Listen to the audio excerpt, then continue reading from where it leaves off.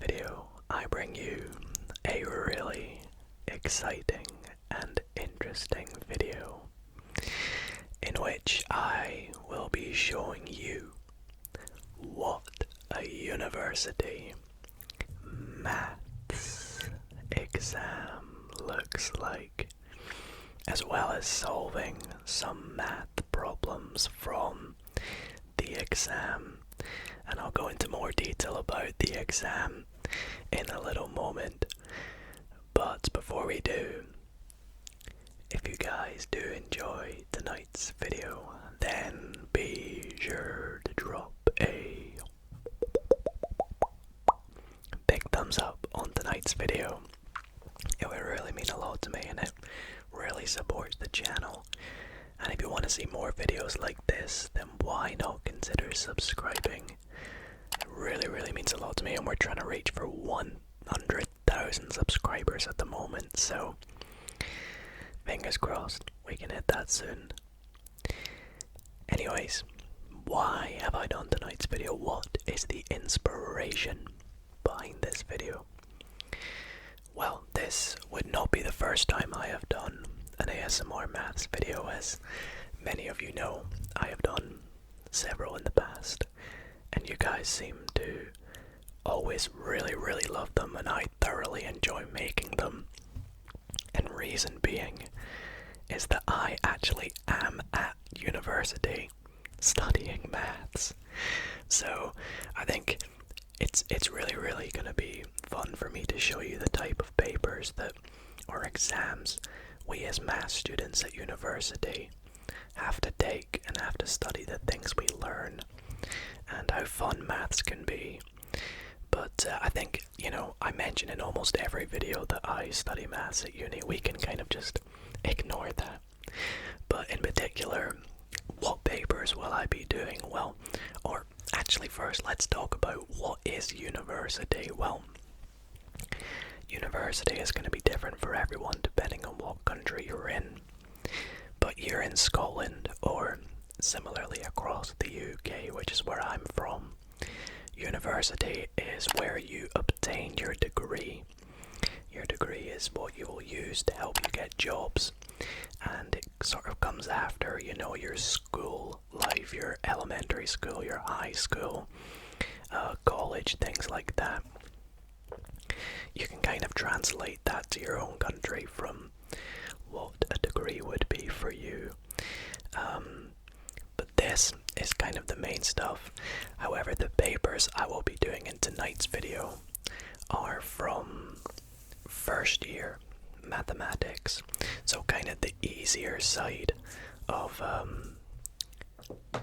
the maths degree you will be doing in the UK. So all of this stuff was actually 3 years ago for me, this stuff here, because I am currently in my 4th year, which is my final year at university studying maths. So hopefully I'll still be able to get it all. I'm sure I'll be able to do it. And the 2 particular papers I've decided to look through with you guys and show you what they look like is firstly a calculus paper, because of course, who doesn't love some good calculus? And the second paper is merely just a basic sort of introductory course to mathematics at university. It's kind of got a bit of everything, a bit of combinatorics, a bit of algebra, matrices, geometry, things like that. So we'll look at both of them and have a go at trying to actually solve some of the questions. So let's just delve straight into taking a look at what the papers entail. So let's first take a look at the calculus paper now. For university in Scotland, it ranges university to university, but this was one of the modules that I had to take. Modules are individual classes, and this here is calculus. In fact, what I will just write at the very top to keep you all in the loop, we'll write calculus to help you all know that it's calculus. And we'll zoom on in a little bit hopefully my camera keeps good quality focus. But as you will see, normally every exam, depending on universities, normally every exam, especially in the earlier years, will have your course or your module will have a sort of balance between what percentage you obtain from your exam and what you obtain from your like your internal university assessment. So, or coursework, I should say. So this year is an exam worth 80%. You can see there are 1, 2, 3, 4. And you can see it says paper continues. We flip it on over. 5, 6, 7, and 8 questions. End of paper there. And each question's worth 10 marks, accumulating to the 80 marks. Now this can range from, course to course, as I said. And for a paper like this, you would often be given about 2 hours to complete. So, that's kind of, just an overview of that. For the second paper, now this one is a bit different. Depending on how your lecturer or course coordinator sets up the course, it might be different. So, this one here, we have just 4 questions. 1, 2, 3, and 4. But the marks for this one are the same. They add up to 80, and again, 20% from coursework. Probably was a little in-class test. I can't really remember doing it. So yeah, a lot of this stuff and this stuff here you may have learned at high school as well. So, if you're currently in high school learning maths, a lot of the stuff that I will be doing in this video may be, relevant to you. So I hope that you still find this interesting and maybe, helpful if you're learning maths in high school or whatever country, school that you're at the moment. This maths may be relevant to you and you can understand it as we go. And, if you find this nice and fun, why not solve the problems as we go? And see if you can, beat me to the answers, although I will be solving them nice and slowly to try and minimize mistakes and make it nice and fun for you guys to watch. So, I think without further ado, we will just get into solving some of these problems. So, I think let's start with the calculus paper. Calculus. It's a fun word. I'm right-handed, so I'm going to put the paper on the left.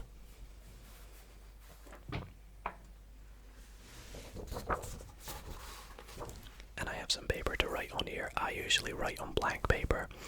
It's up to you what you write on, obviously.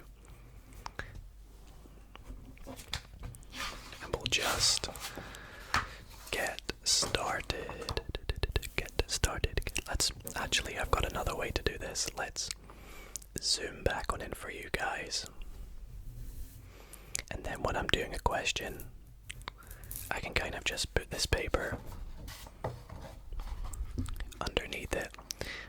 In fact, my microphone's on the way, so that might not work. I'll just put them side by side. That should be fine. Alrighty, so let's get started with some calculus. Now, as I said, there are 8 questions. This is meant to take 2 hours, so I think I will only attempt a few and I'll kind of pick and choose which ones kind of look doable in a good time frame. But I guess we'll start with question 1A. Of course, it's good to start with the first question. So let us just begin. So question 1 says let f be a function and g also be a function from the real to the real, defined by sine x and x cubed minus 5. And then we are asked firstly to find f subtract g, and then f, and this little circle means composed with g. So let's begin with that. We will start by writing part 1. We have the f subtract g, and I usually write it like this. It's just a little bit better notation. It's up to you how you want to write it. So this is just going to equal f of x subtract g of x, which is of course sine x minus, now we have to be careful with our symbols here. We've got x, our sine's x cubed minus 5, so that therefore is going to give sine x minus x cubed, and then we've got plus 5, so that's f minus g. Now it asks us to work out f composed with g. It looks a bit like the word fog, doesn't it? So here f composed with g, and again I usually write it like this. This equals f of g of x. That's usually how we write it, which equals f of, I'm substituting in as x cubed minus 5, which is going to equal sine of x cubed minus 5. And there we go. That's fine to leave it like that, I believe.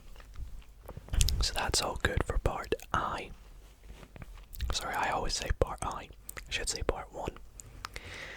For part 2, so it looks like we're just doing a little bit of work with functions in this question, and same in part B. I think I'll maybe skip part B then. But this part says, write down the domain and range of f. Well, the domain of f, we can clearly see it's sine x. We know it's from the real, so we usually write domain as dom of f. We know it's just going to be the set of real numbers. And for the range of f, this is the range of values f can be. Well, before we just, work it out, before we just know what it is, let's actually work it out. We know that f is the sine wave. So if we actually picture what the sine wave looks like, the range of course being the y values, is our sine wave. We know it goes between 1 and minus 1. So we can see that the range of values that it can be are between minus 1 and 1. And we use square brackets because they are included, of course. We have values at 1 and minus 1 respectively as well. So that would be our range. Okay, nice and easy, that question. What shall we do next? There's a question about limits here. I guess we'll do at least one question on limits. Let's do the first one here. So it might be quite small for you guys to make out, so I'll rewrite it for you. But the first question asks us, is there a way I can maybe zoom in? I'm sure I can probably do it for this question because it's fairly small.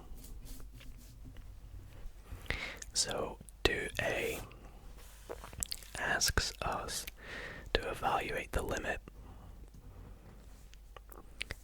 where x tends to 1 of x squared plus x minus 2 divided by x squared minus 4x plus 3. And I'll use my little ruler as it's a big fraction. Okay, so what have we got here? Okay, so usually for a limit you would just substitute in the value, but we can see here that's going to give us 0 divided by 0, which of course is not possible, so we've got to manipulate the limit a little bit. So we can say that this is also equal to the limit as x tends to 1 of, well, let's factorize it. We're going to get x minus 1, x plus 2, and on the bottom, yeah, we're also going to get x minus 1, but we're going to get x minus 3. So that's it factorized. That could help us out a little bit because of course now these guys are just going to cancel out.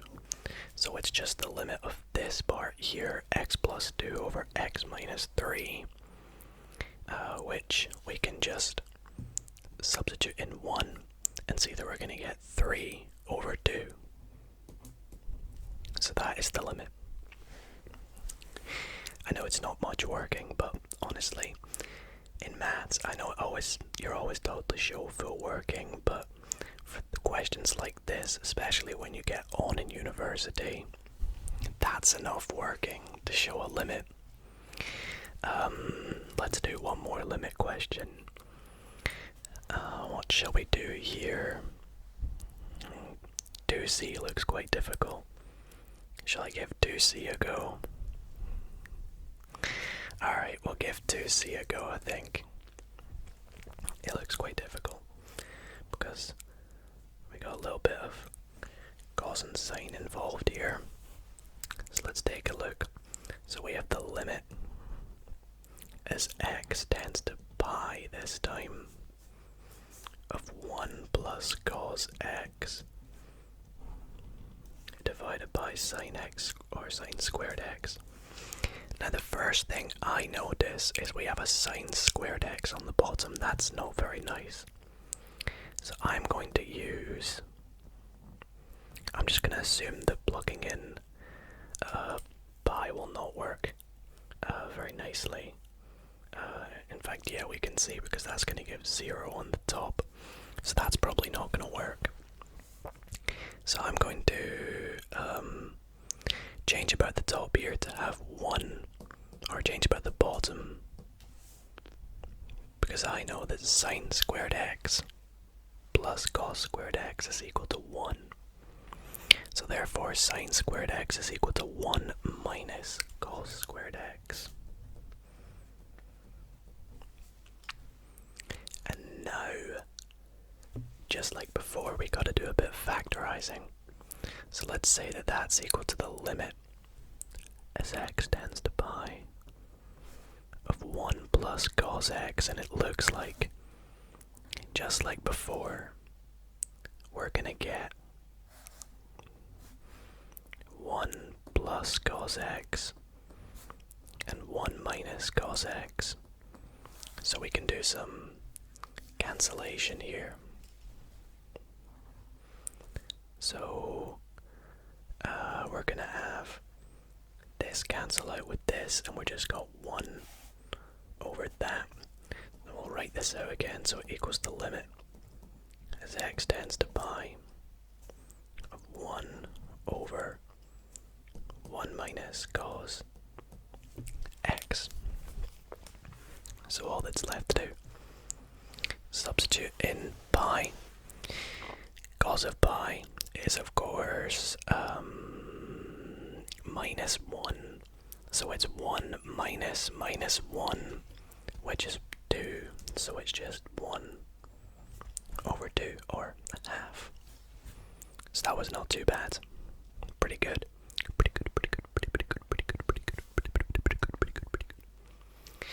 Let us zoom back out here as we move on to the next part. Let's do a little bit from let's do question 3 here. Let's see, question 3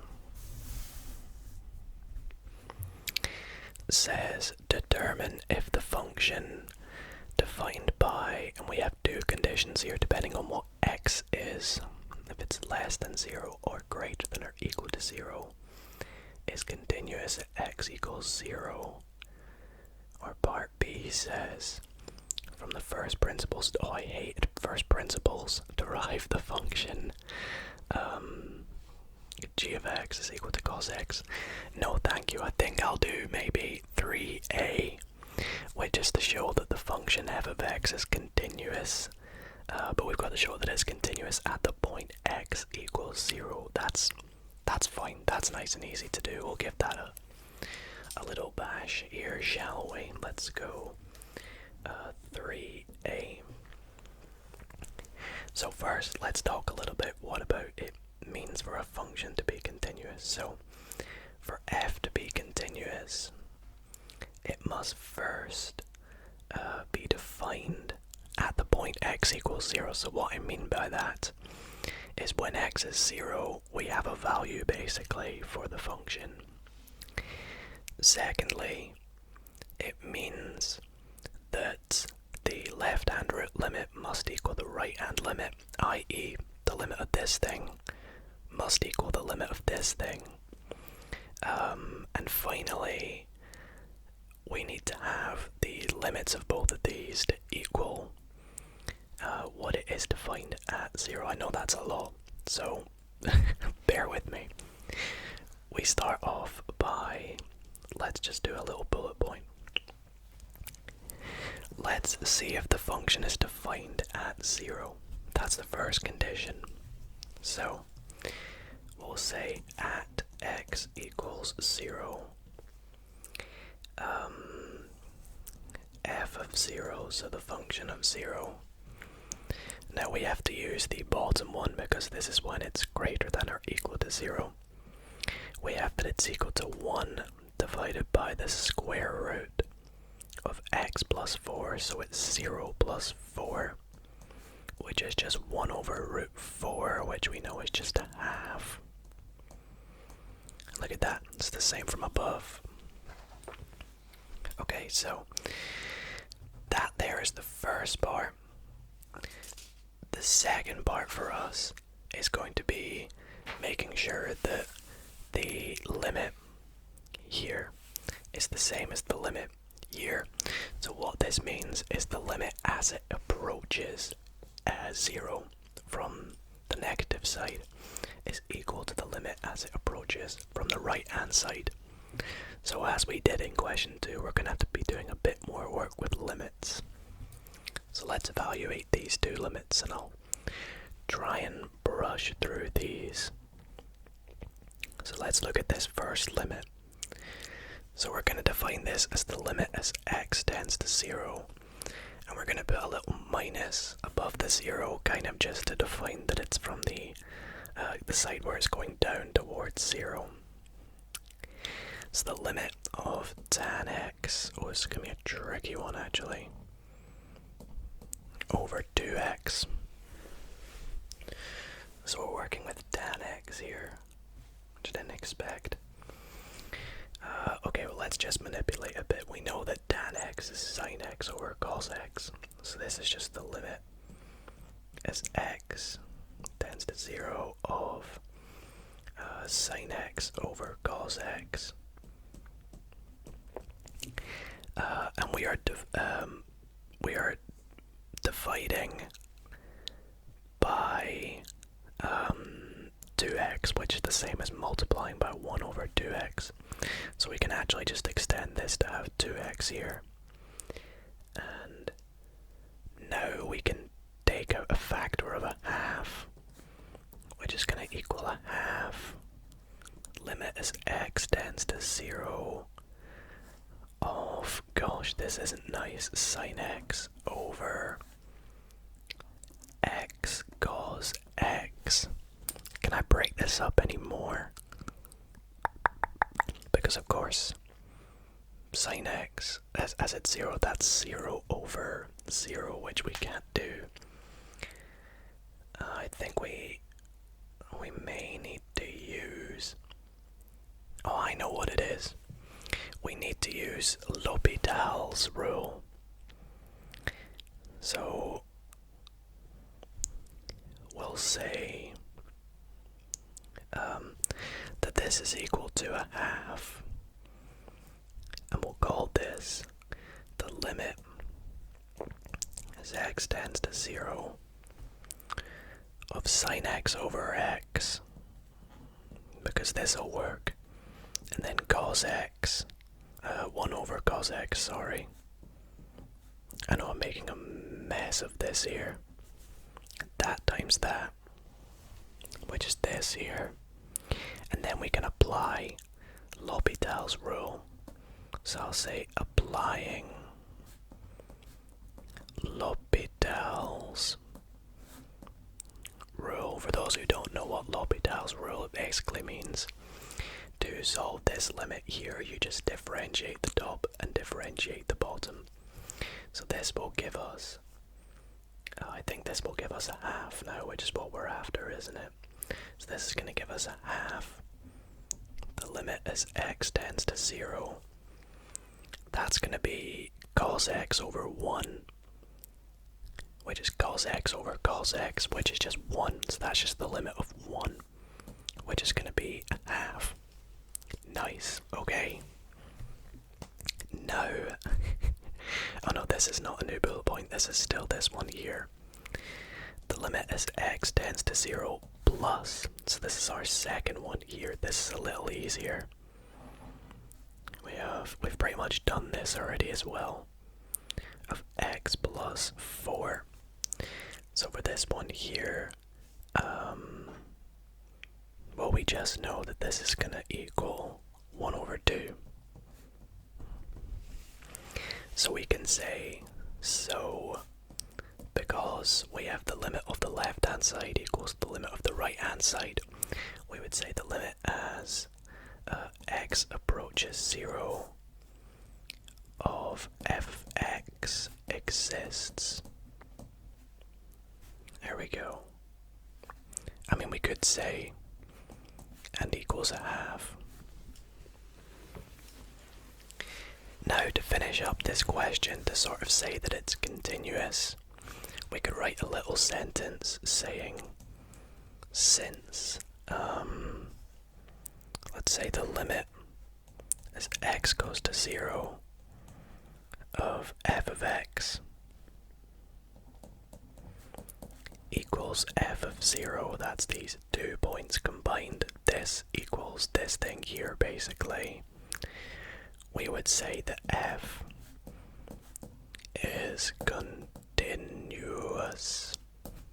There we go. So a lot of work there for that question, but we got it done, and I'm sure that would get us the 10 marks there, hopefully. Let's turn the page. Let's work on another question here. What shall we do next?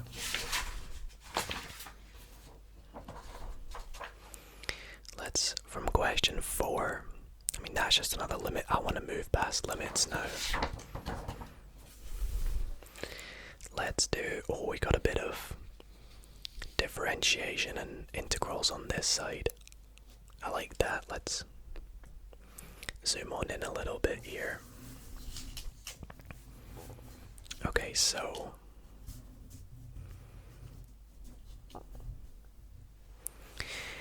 in fact, I'll just take a complete new page. 5. Question 5 looks like it's just a bunch of differentiation.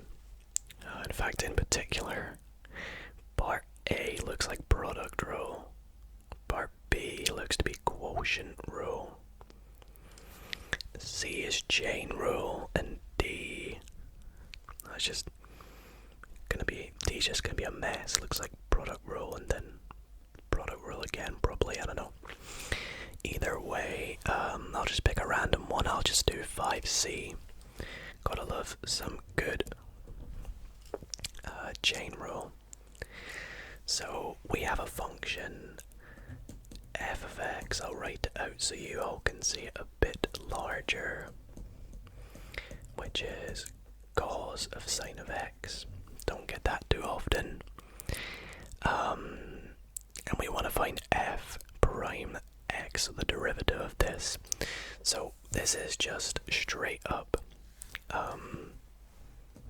chain rule. So for the chain rule, we differentiate the first part, so cos goes to minus sine, and we want to keep this the same, so minus sine of x, and then we multiply by the differential inside the bracket, so differential of sine is cos of x. And you know what, I'm not going to simplify that any further. That's probably as best as you'll get from me on that question. Let's go on to a trickier one here. Oh, question 6 looks pretty nasty. Show that y equals x squared e to the minus 2x solves the differential equation. So this is a bit of differential equations here. Gotta love me some ODEs. Solves this nasty ODE right here. Luckily for us it equals 0, so all we have to do is take our value for y. Looks like we need to differentiate it twice. Substitute all 3 in and just show that it equals 0. So I guess we'll give that a go. Yeah, let's give it a go. What's the best way to do this? Let's see. I can put the question there for you guys, and then again, I think actually I'll just do it like this. I'll put paper here, slide it on over, you can see the full thing. Okay, so question 6a to be exact. So let's start by writing out y. We've got x squared e to the minus 2x. So we're actually going to have to do some product rule like we just, we didn't do product rule. Luckily we did the chain rule then, get a bit of a variety. So let's start by working out dy by dx. So by product rule, we differentiate the first term to get 2x, keep the second rule, or the second part the same, and then add the differential of the second part. So we're actually going to subtract, because when we differentiate e to the minus 2x, we're going to get minus 2e to the minus 2x, and that's times x. Now that doesn't look as nice. I would probably rewrite that as minus 2x e to the minus 2x. The fact that there's a common factor, I'm just going to take out minus 2e to the minus 2x here as a common factor. It's probably going to be easier for us. Actually, no. I'm going to take out e to the minus 2x as a common factor here. I think that will be nicer later on. And then we're left with 2x. I have just realized I've made a mistake. This bit here is meant to be x squared. Yup. So that should be minus 2x squared. Nice. Okay, now we'll go down to solving d squared y dx squared, so the second differential. So we want to differentiate this bit again. Now, I am going to differentiate this bit here just so I can make it easier for me to see. So let's start by differentiating this first part. So differentiating this first part here, we're going to have to do product rule again with 2x and then e to the minus 2x. So differentiating the first part, we get 2, keeping the second part the same, gives us that. Then we want to add the differential of the second part, which is going to give us minus 4 x. Let's do it the right way around this time. E to the minus 2x. Moving on to this second part here, we are going to we're going to have minus 2x squared, so differentiating the minus 2x squared part first, we are going to get minus 4 x e to the minus 2x. And then when we keep that part the same but differentiate the second part, it's going to become plus, because minus minus 4x squared e to the minus 2x. Lovely. And then we'll simplify this up a little bit. You can see these two terms are going to become minus 8 x e to the minus 2x. So we get 2e to the minus 2x minus 8x e to the minus 2x plus 4x squared e to the minus 2x. And then again, I will factorize this, taking out e to the minus 2x, giving us 2 minus 8x plus 4x squared. I know it's not nice writing it in ascending powers, but we'll rewrite it later. In fact, right now when we substitute it back in. So we'll put now the differential, I'm just going to write diff equation, becomes, what's this when we substitute everything back in here? So into this thing here, we have x multiplied by this big thing. So when we do that, in fact, because we have an e to the minus 2x and everything here, we can take that out right at the end. So this is actually going to become, we're going to have x, and then we're just going to have this bit. You'll see why. So we're going to have, let's write it again like this, plus 2, and then we've got plus 4x minus 1, and then this bit here, 2x minus 2x squared. Again, I should have written that the other way around, but I am an idiot and I forgot. And then finally, plus 4x minus 2. Have I written that right? Yeah, I have. Y, which is, we are just going to write x squared. And this is because we're going to multiply the entire thing by e to the minus 2x. Because everything here has that as a common factor. There, there, and there. So that's the same. Alright, now, I think honestly it's just going to be a bit of a tedious work of expanding everything and showing that it's going to be equal to 0. So we'll just do that. We're going to get 4x cubed minus 8x squared plus 2x. And then expanding two brackets, we're going to get plus 4x squared. Then we're going to get minus 2x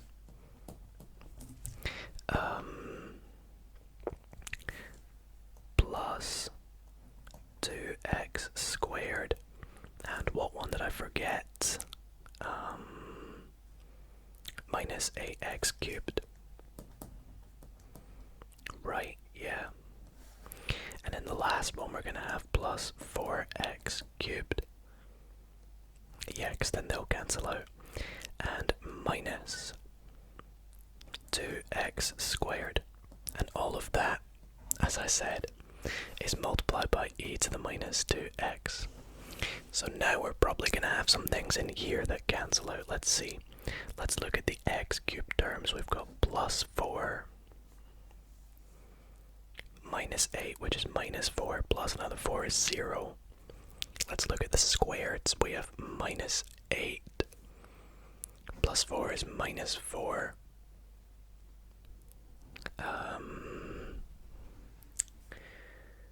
Plus 2 is minus 2, but then we have a plus minus 2 here, sorry.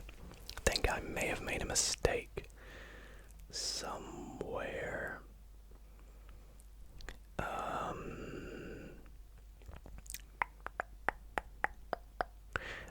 here it is. This one here should be a plus 8x because it's 4x and 2x, which is 8x.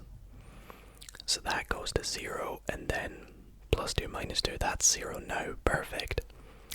And then the x terms, we have plus 2 minus 2, so that's just 0 e to the minus 2x, which of course is just 0.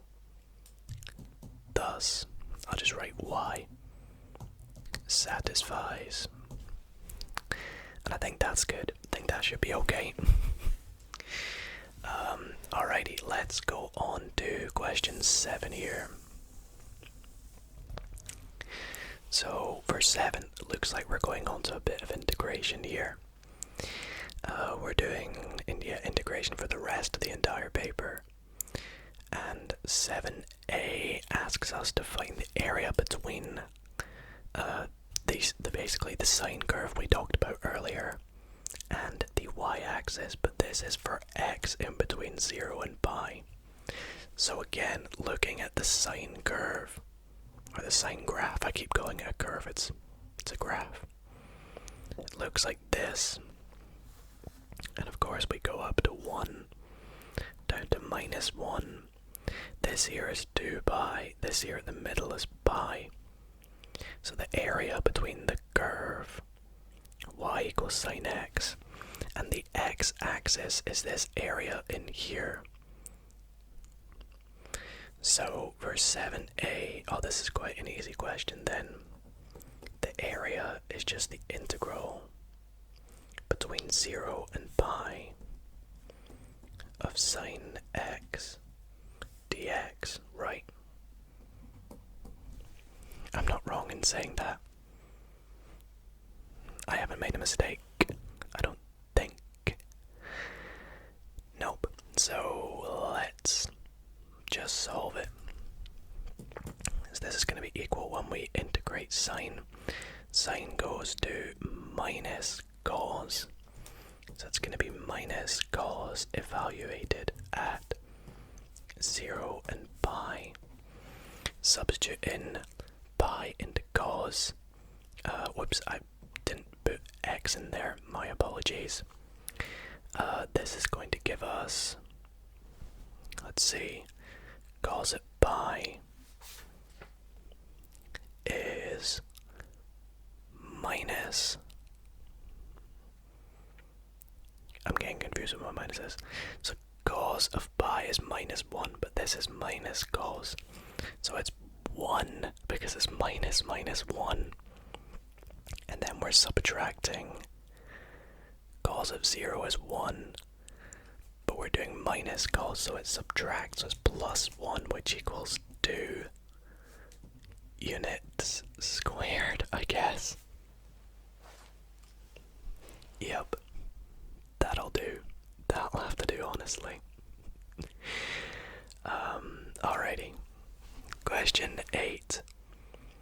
Oh gosh, integration by parts. These are always the parts of calculus exams that I always hated. Integration. I guess we'll finish up with an integration by parts question.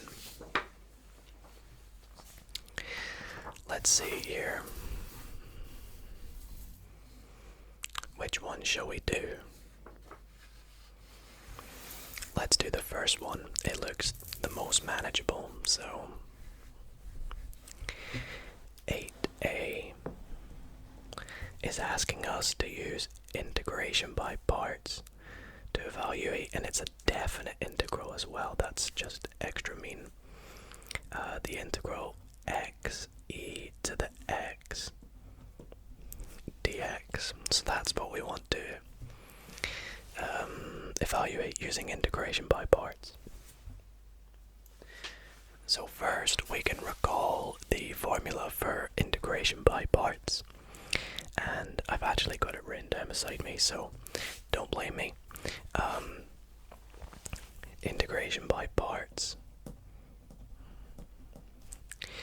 is that we have the integral of u dv is equal to uv minus integral v du. I always forget it, that's why I have it written down.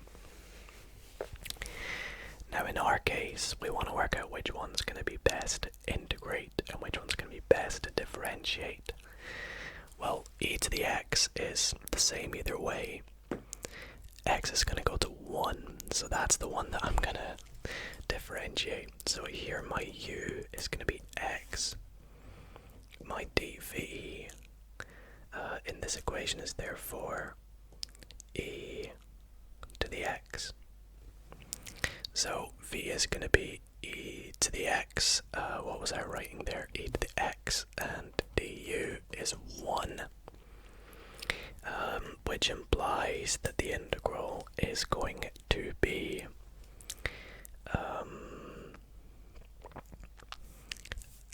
firstly uv, which is x e to the x, but it's that evaluated at 0 and 2.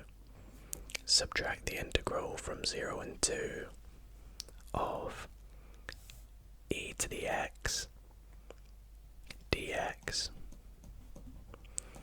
because it's e to the x times 1 dx.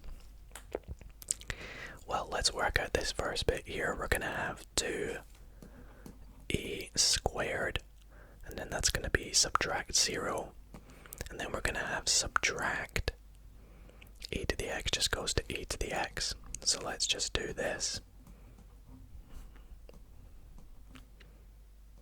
Close that up. 2e squared minus e squared, and then e to the power of 0 is just 1, so minus 1. And now we'll fix up our negatives. 2e squared minus e squared is e squared plus 1. And there we go. That actually wasn't as bad as I thought it would be, so there we have it. That is kind of a little bit of an overview of what a calculus paper looks like. I mean, I hope you guys found that fun and interesting, kind of seeing what a paper looks like. Of course, you know, I've been doing these problems for about, what do we say, about half an hour, 40 minutes in this video, because I spent a while at the start just chatting about the papers. And so yeah, that was, you know, about, I mean, as I said, you would expect me to be able to fluently get these all done. Hopefully they're all correct. I mean, fingers crossed. If I've got something wrong, someone correct me in the comments, but I think I got that done in like a good time frame, if that makes sense. But yeah, let me know what your thoughts are on calculus papers. Maybe you prefer a different area of maths, such as algebra, geometry, applied maths. I love applied maths. But I think before we end up this video, we'll do a couple more questions from a more sort of general paper. We won't do as many from this one, but this paper here I really wanted to show you guys because it's kind of just an insight as to the type of mathematics required to kind of have a general knowledge of what's going on in your first year of university. Mathematics kind of covers a lot of different topics, so the format of this one's different. Each part is worth 5 marks. Again, I think I'll kind of just go through a bunch of random parts, shall we? So let's begin as we did with the first question. So let's begin with 1A. So 1A says, how many possible outcomes are there when a coin is tossed 15 times? I hate the format of this. That should be on a new line. So if you toss a coin once, there's 2 outcomes, heads or tails. If you toss a coin twice, it could be heads, heads, heads, tails, tails, tails, tails, heads. So there's 4 outcomes. I believe the number of outcomes, because there's 2 possible outcomes, it's 2 to the power of however many times you toss the coin. So I don't really know how much working to do for this, but I would just write 2 to the 15, literally. Of these, how many outcomes contain exactly 5 heads? Well, going back to our combinatorics here that I mentioned earlier, if we toss the coin 15 times and we want exactly 5 heads, we're looking for the number of outcomes within that contain 5, so we want to choose 5 heads from that. So that is going to be 15. Choose 3, which is often written as 15 over 3 is like a little thing like that. Now I don't actually have a calculator on me, so I can't work that out. So I'm unfortunately just going to have to leave that as my answer. Someone can let me know. I'm assuming it's probably a big number though. 15, choose 3. I can't even work it out in my head. Let's go on to 1b here. Write the complex number 1. This is very small, you guys can't see this. So I'll write this out for you. So the question is asking me to write the complex number 1 plus 7i. Where did I put my ruler? Here it is. Divided by 2 plus 10i. It's asking me to write that in the form a plus bi, where a and b are real numbers. Okay, so firstly, we are going to need to, this is quite like surds when you rationalize the denominator, except here we want to multiply it by the complex conjugate. So we are going to multiply it by the complex conjugate of the bottom, which is, you just flip the sign, so it's 2 minus 10i. Like so. And this is going to give us, well, let's just expand it and see what we get. On the top, we are going to have 2 times 1 is 2. Then we're going to have plus 14i minus 10i, which is just plus 4i, and then minus 70i squared. And then similarly on the bottom, we're just going to have 4. The I terms will cancel out, but we'll have minus 100i squared. Now, here's where this is going to help us out a little bit. Fun fact about imaginary numbers, we have that I is equal to the square root of minus 1. So I squared is going to just be minus 1, which implies that minus I squared is equal to 1. So this thing here is just 70, this thing here is just 100. So I know this doesn't look nice, but I'm going to just do this and say that this is equal to, well, this is 70, so it's going to be 72 plus 4i. This is 100, so over 104. And that's going to simplify, and that's how we're going to get it into the form. So we can divide everything by 4, I would assume. Yep, by 4.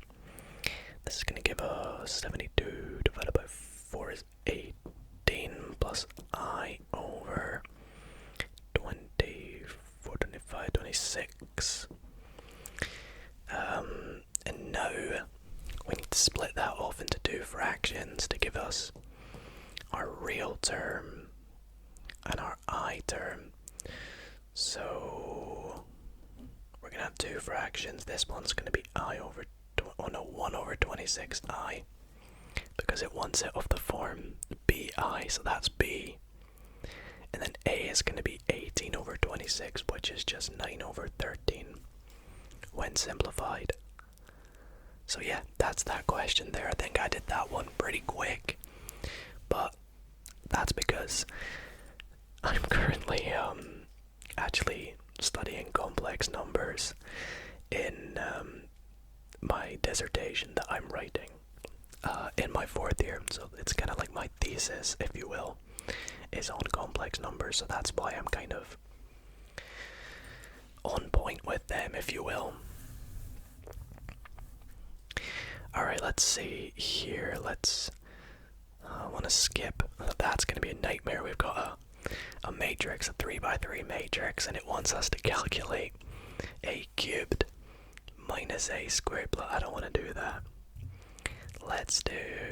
We got a bit of binomial expansion. Been a while since I've done that. 2c looks okay. 2c asks us to solve the following system of linear equations. You must use elementary row operations and show that your solutions work. Worth 5 marks. Okay. We can do that. We can do that. So, 2c, let's start it here. So first, we have these 3 equations and we're wanting to find the values of a, b, and c. Well, we all know to solve systems of linear equations, we want to form an augmented matrix. And we're going to have our x terms as -1, 3, and -1 going down. Y is 1, -1, and 3. And z is going to be 2, 1, and 4. And then our terms at the end are 2, 6, and 4. Now, we want to use elementary row operations to try and get zeros in the bottom left here. So we're going to have to do a bit of working here. So let's manipulate our rows. Starting with row 2, we're going to have row 2 is going to become... Let's add 3 of row 1 to it because we're going to use this one as a pivot. So -1 is going to be our pivot here. So row 2 is going to be row 2 plus 3 row 1. And row 3 is going to become row 3 minus row 1.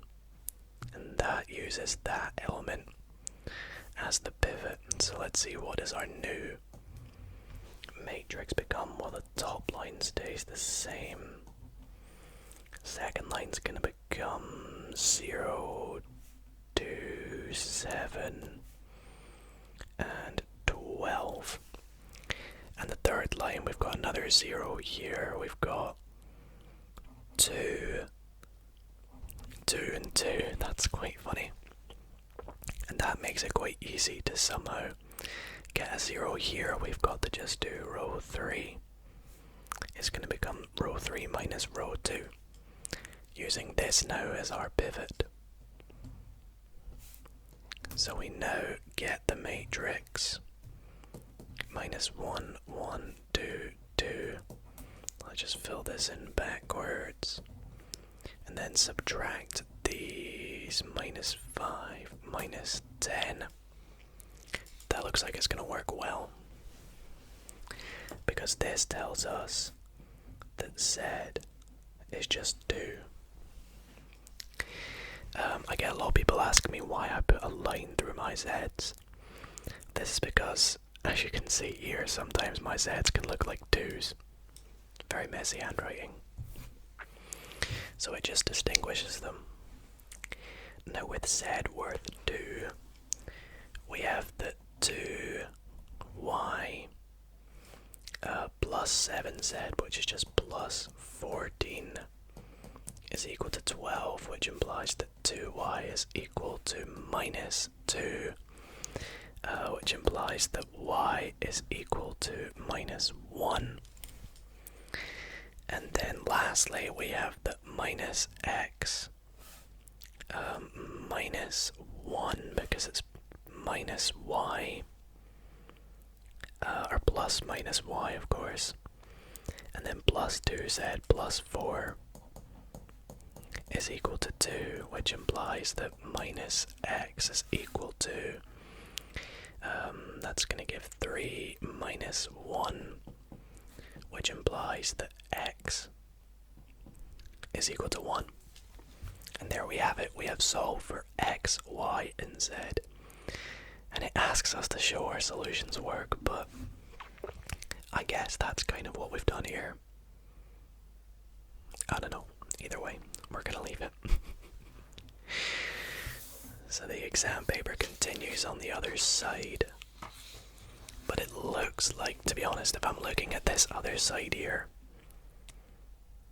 a lot of it is just matrices, like we've done determinant of a 3x3 matrix. That's going to be a nightmare. Another solving systems of linear equations, working with, oh, this is going to involve synthetic division, that's always a nightmare.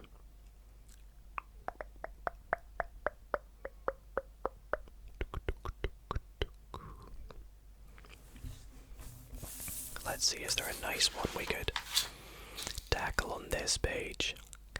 I guess there's a bit of geometry at the bottom here. For the last question we could do of the video, Duty asks us to calculate their vector product, A times B, of the vectors A and B, which are given here.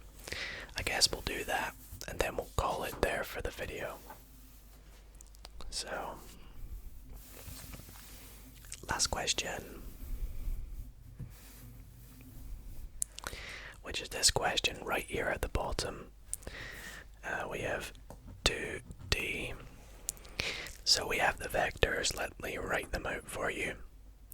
A is 3i minus 2j plus k. I should probably underline all these to let you know that they're vectors.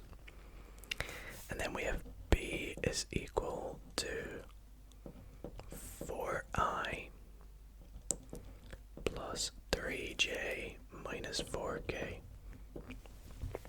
And we want to work out A cross B, so the cross product. So to do this, we want to simply just work out the determinant. Now usually we just write the determinant as straight lines like this. And across the top we're going to have, nope, not I, J, we're going to have I, J, K. And then we just write the vectors out as A and B. So we have 3 minus 2, 1, and then 4, 3 minus 4. And all we have to do here is work out the determinant of this. So that is going to be, firstly, it's going to be, we cross out the row and columns, we're going to get minus 2, 1, minus 4, and 3, I. Then we remember it's minus, and we're going to get 3, 4, 1, minus 4, J, and then plus, and the last one is 3, minus 2, 3, and 4, K. So, let's do these determinants. We're going to get 8 minus 3, which is 5i. And then we're going to keep this in brackets here because we've got a negative. We're going to have minus 12, minus 4 is minus 16. Honestly, I probably could have just put this as a plus 16. But, oh well, I'll change it at the end. J. And then 9 minus 8 is 9 plus 8, which is 17. So plus 17k, which gives us 5i plus 16j plus 17k. And that is going to do it for that paper there. And that is also where I am going to bring this nice long video to an end. But I really do want to thank you all so much for watching. I hope you found it interesting and relaxing at the same time, watching me solve maths problems and seeing what a university maths exam can be like over here in the UK. Let me know if you want to see more maths related videos in the end, and if so, on what particular topics and covering what particular areas, because I love making these videos and I really hope that you guys do enjoy them too. So if you did, be sure to drop a big thumbs up on this video and subscribe if you're not already subscribed. Anyways, I'll see you all in the next video, and thank you all so much for watching. Good night, guys.